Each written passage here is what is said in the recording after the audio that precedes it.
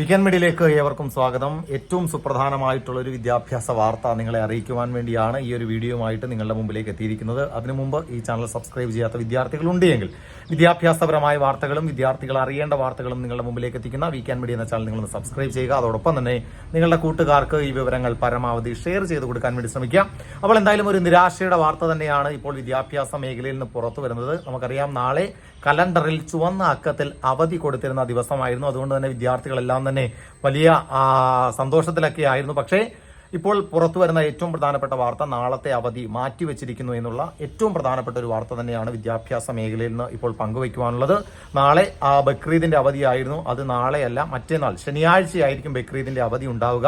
അതുകൊണ്ട് തന്നെ നാളത്തെ അവധി മാറ്റിവെച്ചതിനാൽ നാളെ പ്രവൃത്തി ദിവസമായിരിക്കുമെന്നുള്ള ഒരു അറിയിപ്പാണ് ഇപ്പോൾ സംസ്ഥാന സർക്കാരിന്റെ ഭാഗത്തുനിന്ന് ഉണ്ടായിരിക്കുന്നത്.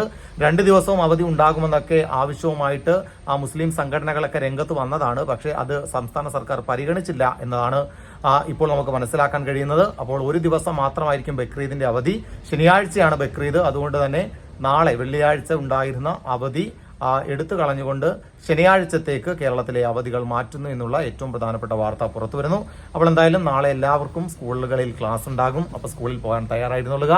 മറ്റു വിദ്യാഭ്യാസ വാർത്തകളും വിശേഷങ്ങളും ഒക്കെയായി നിങ്ങളുടെ മുമ്പിലേക്ക് എത്താം. കൂടെ അരുൺ സാറുമുണ്ട്. ബായ്.